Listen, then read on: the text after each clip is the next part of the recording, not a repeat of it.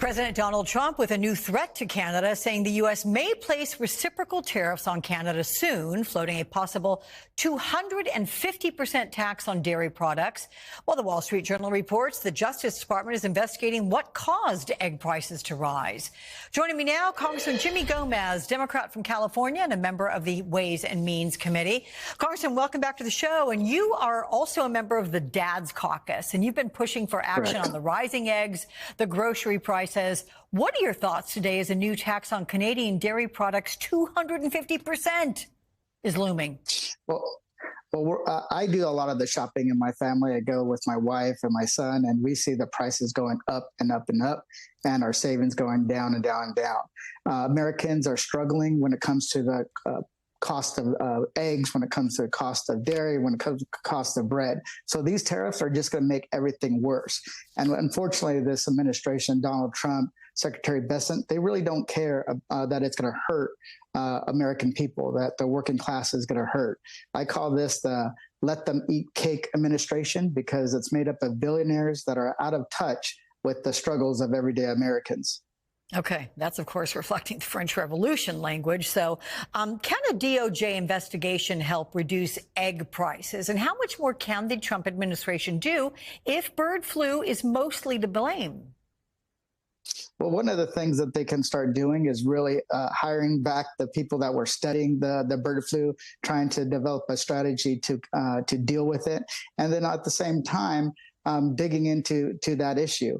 The DOJ, fine, go ahead, investigate. But I think that's just a red herring, no pun intended, that they're trying to distract the American people, that they're actually not doing anything about egg prices. Since he got in office, egg prices have increased 33%, and it's only getting worse.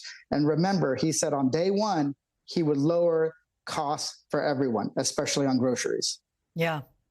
Also new to discuss this week, the Doge drama, a clash in the Oval Office over Elon Musk's unilateral cuts. And NBC's Gabe Gutierrez posed a direct question to the president about it. And here's part of his report. Take a listen.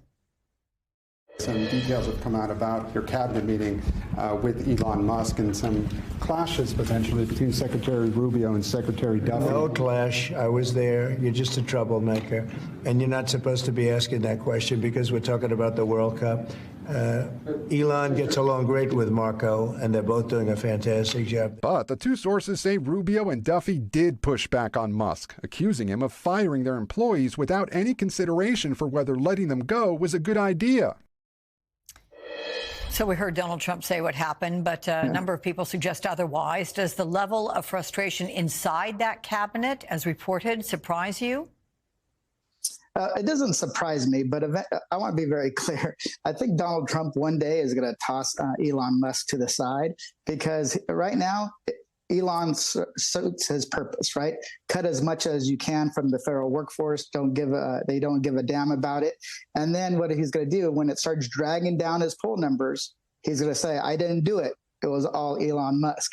But at the same time, those tensions, I'm not surprised, because remember, Marco Rubio was more of a traditional Republican until he got into that cabinet. This is the guy that also authored legislation to prevent NATO from the president from withdrawing from NATO without a 2/3 vote from the Senate. And then he sat quietly when basically Donald Trump and Elon Musk and all these folks are not only attacking Ukraine, but also questioning our alliance to NATO. So I'm not surprised there's that tension, but don't let it distract. When Elon Musk is done, his purpose is done, and Trump doesn't need him anymore, he's going to get rid of him, and he's going to blame Elon for everything that's been done.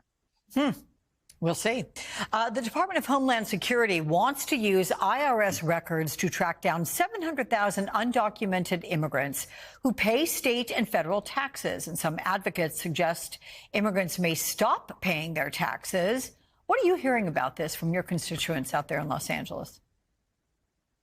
Yeah, there is a real fear on this, and that comes back from the fact that folks at DOGE were trying to get their hands on the Treasury payroll system, payment system, as well as the IRS system. So we knew that they were going to go in this direction because these folks, nothing's off limits, even though giving up tax information is a violation of a section called Section 6103F, and because tax information is so sensitive.